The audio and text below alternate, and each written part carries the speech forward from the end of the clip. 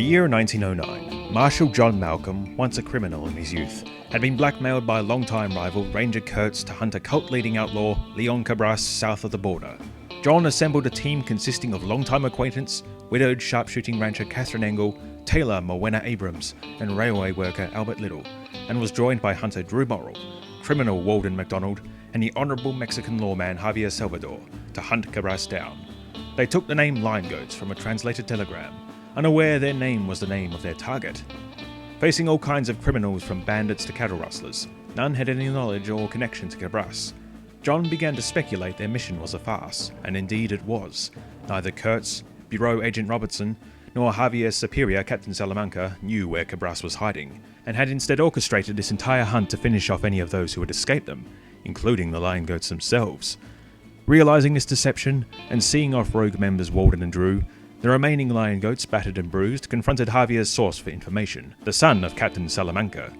He was shocked and confused to hear they were chasing Cabras, for he never knew their true purpose for coming to Mexico, and explained he remembered Cabras as a politician years before. From him, they found out where Cabras was hiding, farmlands at the north, by the border and close to where this journey had all begun. As the Lion Goats readied themselves for the journey, Leon Cabras himself had been made aware of their presence thanks to his sister Ava, who had gone against his wishes to leave the Lion Goats be, and had hired a group of mercenaries to finish him off. Disappointed by this transgression, Leon had summoned his sister to his bunker, hidden under the farmhouse. My sister Eva, you always were a fiery one. I did what had to be done. You should have done nothing. Everything we have done is now in danger. I have asked you to come here before you hired those men, to discuss it together. These people, the Lion Goats, they may be dangerous, but they may also be nothing. If they have survived, and I have heard they might have, you have only given them reason to come after us. They were after you all along, Leon. Captain Salamanca and some of the Americans organized this. Then you have hastened the ending. I knew this would come, and have made arrangements. Tomorrow the Americans will receive a message from me, from Leon, north of Mexico City, taunting them for not finding me. This will throw them off the scent. You are to leave this place, return to Prima Ponto, watch the law there, continue to live as Eva Luna. I shall retreat into the lower levels, and Diego, above, shall pose as the owner of the farm. If anyone is to come looking, I will message you in a few weeks once this time has passed. Do you understand? I do, but I do not agree. But we'll do as you said. Thank you. Now go. The next evening, the Lion Goats arrived, striding towards the farmhouse with their weapons drawn. A dog began barking, and the farmer was alerted to their presence. Okay. Who are you? What are you doing here? John Malcolm, Marshal from McCarthy, Texas. I am Javier Salvador, Sheriff of Nuevo Laredo. Please don't kill me. I've done nothing wrong. We're not here to kill anyone, but we will if we have to. We were sent to find Leon Cabras. He's inside. Morwenna, Albert, watch this guy. Do you have any guns? Only a rifle inside. What's your name, pal? I am Diego. I'm Albert. I'm Morwenna. Don't move. We don't need any more death in this. John, Cathryn, and Javier entered the farmhouse, sweeping from room to room and found nothing, until Cathryn stumbled upon a handle hidden behind a bookcase, unlocking the secret passageway in the cellar below. Heading downstairs, they followed the passageway, deeper and deeper into Cabras's bunker. Lavishly decorated, bookshelves covered the walls, paintings too, as well as a large portrait of Cabras himself. This looks more like a drawing room than a cellar. Do you think that's our guy? I think it is. I always thought that painting made me a little bit more handsome than I was. But I was friends with the artist, and she had met a sad end. Leon Cabras? The very same. You must be the Lion Goats? Stupid name. Wasn't my idea. Hey! Is it even your real name? It is. I haven't had a chance to learn yours. And maybe you can relax the guns too? But if you don't, I understand why, considering what you might have heard of me. I'm John Malcolm, Marshal from McCarthy in Texas. Javier Salvador, the Sheriff of Nuevo Laredo. Cathryn Engel. Huh. I have heard of all of you over the years. All good things, I must say. But now you find yourselves forced into this by powers greater than yourselves. It's a common occurrence. I feel you have built an image of who I am, but I think you know it to be wrong. Well, go on. Fix any mistakes for us. From what we've heard, you're an outlaw and a politician. The devil with an army about to storm America, but a savior of the people of Mexico. Which is it? An outlaw? El Diablo? That is funny. I have tried my best to help. I saw the suffering the people were in, and the government allowed it. One day, 15 years ago, there was a coup, and I was out. I can't do much now without my political power, but I've done what I can as a farmer. I thought they might have forgotten about me, but it seems not. So I guess they're just cleaning up a mess they left behind. An appropriate analogy. Trust me, it's his favorite. Are you here to kill me? Not if we can help it. I will come with you. I knew this day would come. I have made arrangements. The books will be shared amongst the libraries. The paintings, too. I have people coming tomorrow morning to do that.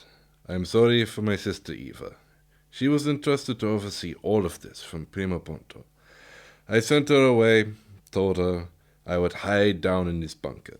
But I know this is the end. There is no point in delaying it. Think again, brother.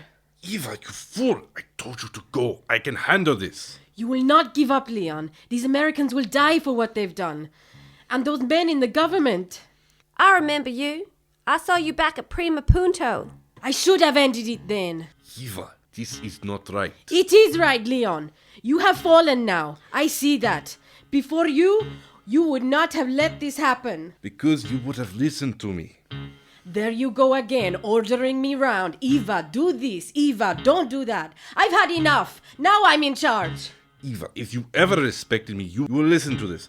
The Lion Goats have two of the sharpest shooters in the South, pointing their guns at you right now. If anything, you will not be walking out of here. Do you have a plan, John? How are you at shooting in the dark? I can do it. Cathryn? I trained in the dark. On three. I'll shoot the lantern. I'll go for Cabras, Cathryn, the two guys. Javier, go for the sister. Then I hope I manage to hit them before I fall. 1, 2, 3. John shot out the lantern and the room fell into darkness. And then the gunshots rang out. John leapt forward to catch Cabras but fell through empty air onto the ground. But with each muzzle flash, he saw what looked like Leon, his silhouette running down the passageway his sister had come from. Suddenly the room was thrown into light once more, as oil from the lantern he shot out caught fire on the rug. John scurried over, rolling the rug up and putting out the flames, before noticing Javier slumped on the floor. Quick! Down the tunnel, before he escapes. John, look! Javier! It is fine. I managed to shoot someone. You've been shot. Have I? Didn't notice. Go on, stop Eva and Leon. Javier, it doesn't matter anymore. We're not leaving you. Damn right we're not. Forget the Cabrases. They carried him back up and placed him down on the veranda. Javier's breathing became more laboured. Where's Morwenna and Albert? When Eva and the men showed up, they fought them off and chased after them. Damn it. It's not what I wanted to happen. They are capable, John. Have faith in them. I think this is now the end. Don't talk like that. Please don't. No, Cathryn, I must face it. Now is the end. Okay, I am still here. John, my money in my right breast pocket. Take it to the people of Cuna de la Madre. The village is not far.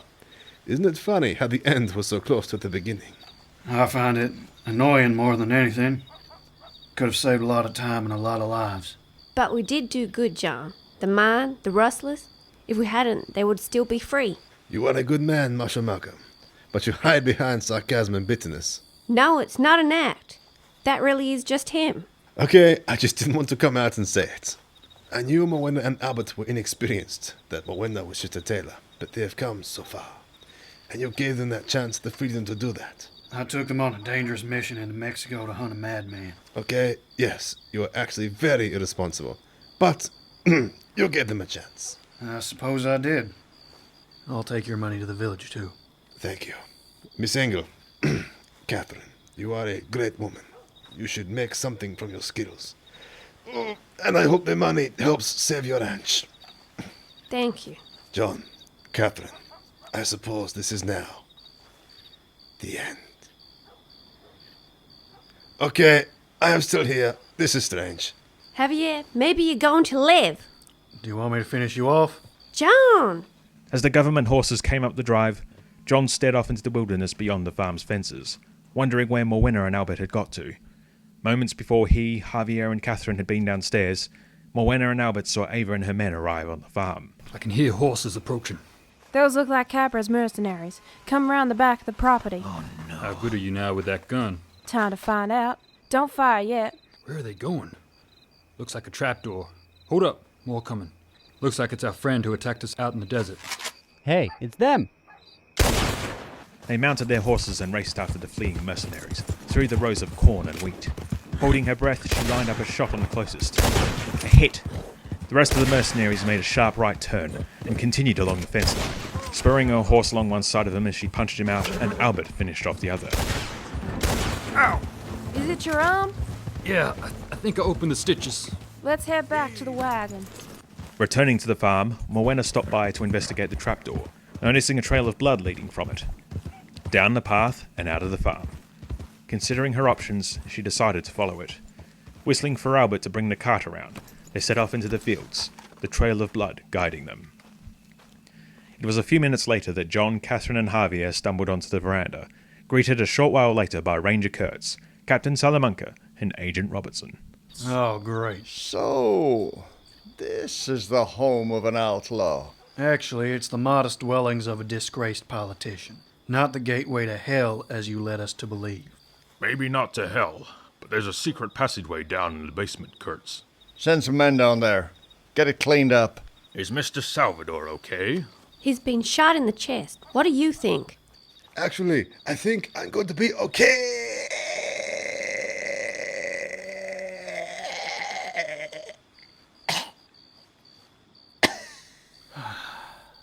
Damn it. Get a bag for Mr. Salvador. How did you lot get here? My son dutifully reported your whereabouts this morning. We were not to know Leon Cabras' base would be so close to home. Captain Salamanca, you're mistaken. Of course we knew this was here. Did you? Kinda makes me wonder why you had us running around the desert for the last week. You know why, John. You said so yourself last time we met.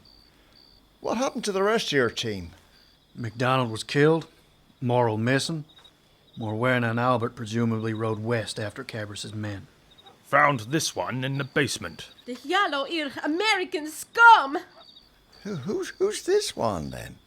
Ava, Leon's sister. Oh, very good. Lock her up. Now, what about Cabras himself? He escaped down the tunnel. Well, go find him, then. He can't have got far. Send your boys to go find him. We're done here.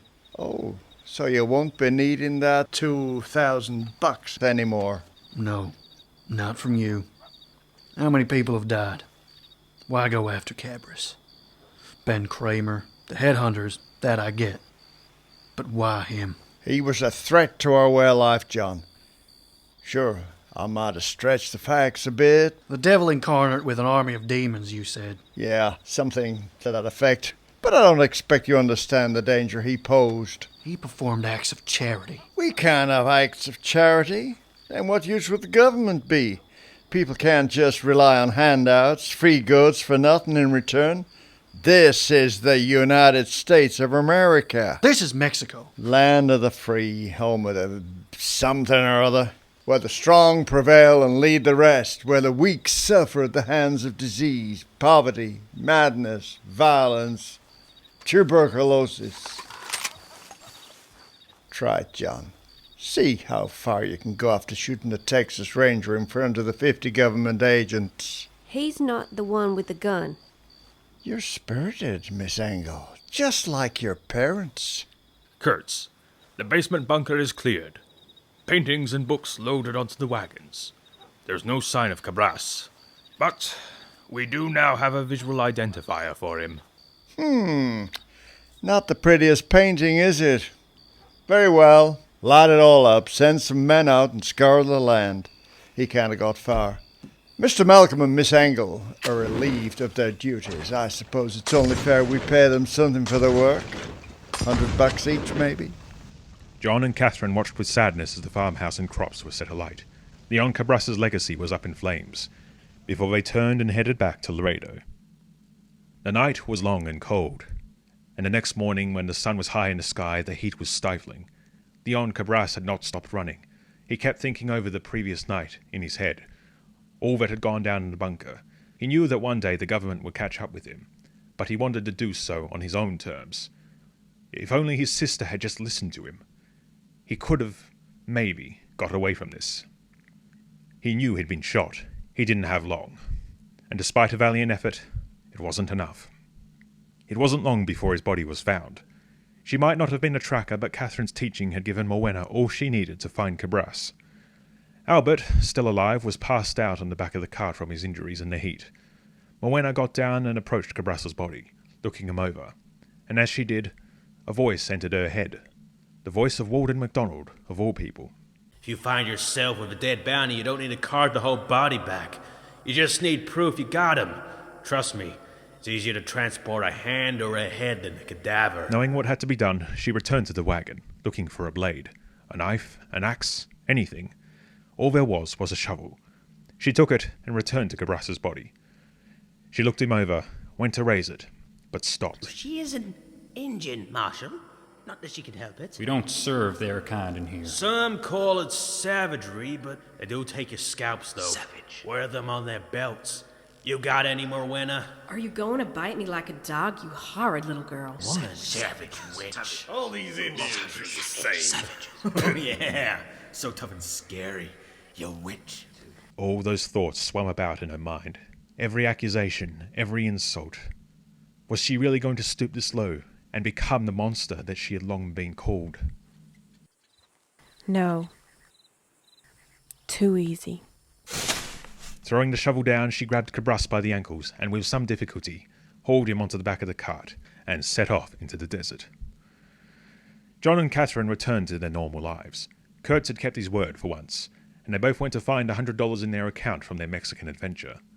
A week after returning home, John made the ride back to Engel's ranch, finding Cathryn tending to her husband's grave on a hill overlooking the farm. Morning. Howdy. What brings you out here today? No reason. Just wanted to see you. Well, here I am. How are you holding up? I'm fine. Better than I was before Mexico. The money helped, but it's almost run out. You? Fine.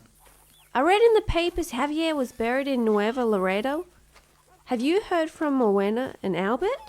Albert showed up yesterday. His arm's better, and he's returned to his job at the railway station. Morwenna I haven't seen or heard from. She's not gone back to the tailor's, that's for sure. But Albert said he saw her off from Laredo a few days ago. Well, they're both alive. That's all I wanted to know. He gave me something. Apparently, Morwenna managed to find Cabras. Dead, it turns out. Javier did manage to get him when he was aiming for Ava. But together, Albert and Morwenna hauled Cabras into town before Kurtz and the others got back and claimed the bounty. And they split it 4 ways. Here's your share, $500. Oh my, thank you. I'll have to ride into town and thank him. And I want you to take my share, too. You need it more than I do.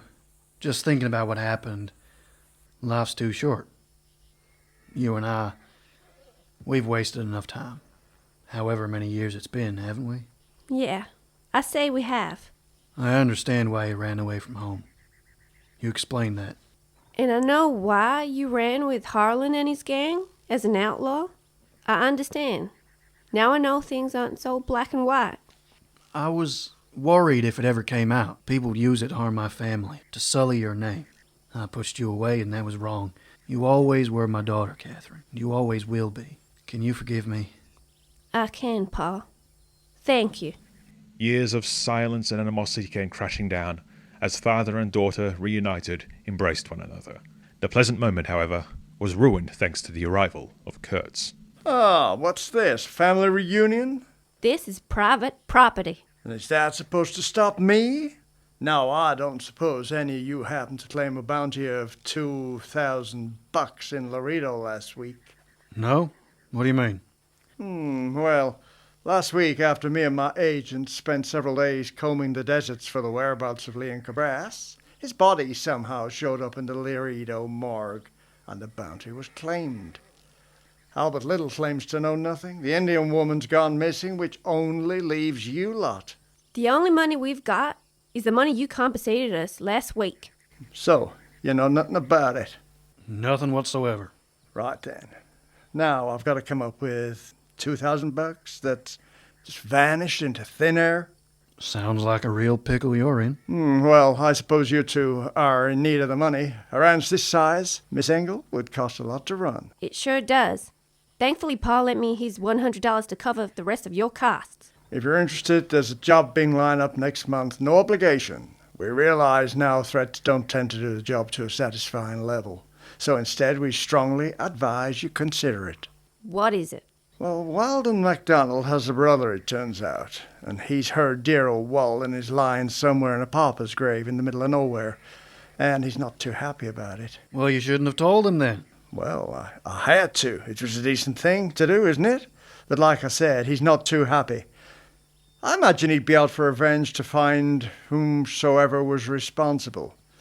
Turns out he, too, could also pose a threat to our country and our way of life. Why, what is he? A politician?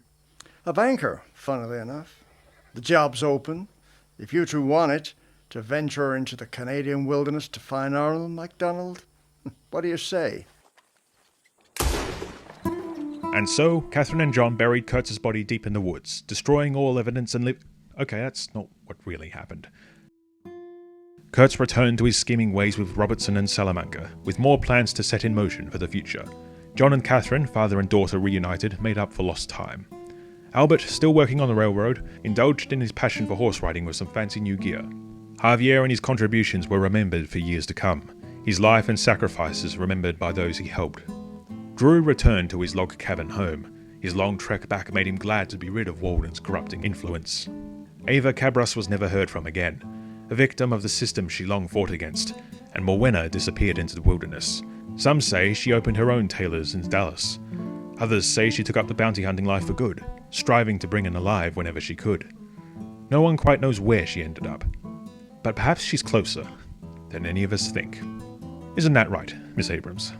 Bartender, I'd like a drink, please. How's life on the road? Quiet. I could do with some quiet after all those years in that tailor's. I was going to say, it's a pretty nice suit you got yourself. Oh, thank you. Made it myself. At least those skills come in handy. You heading to Dallas next? McCarthy first, then up to Dallas, then wherever life takes me. How about you? I might head up to Canada. Might be a good story up there. Who knows? That'd be nice. Anyway, bounties to hunt, scores to settle. See you around. See you around.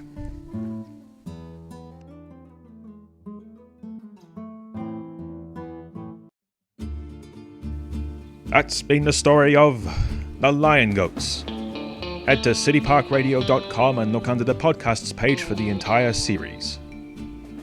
This series featured the voice talents of Aaron Beck as John Malcolm, Keith Wiggins as Kurtz, Raquel Alty as Cathryn, Jemima Bourne as Morwenna, Jake T. Hodgetts as Javier, Stewart Fulton as Drew, Yossi Vandenberg as Albert, Royce Pentaghast as Walden, Robertson, and Ben Kramer, Matt Langham as the villagers, Jack Moon as Salamanca and Woodbury, Courtney Hayes as Ava, and Joshua Law as Leon Cabras, with the original series narration by Anna Moons, with music by Kevin MacLeod of Incompetech.com and Brett Van Donsel, produced by City Park Radio.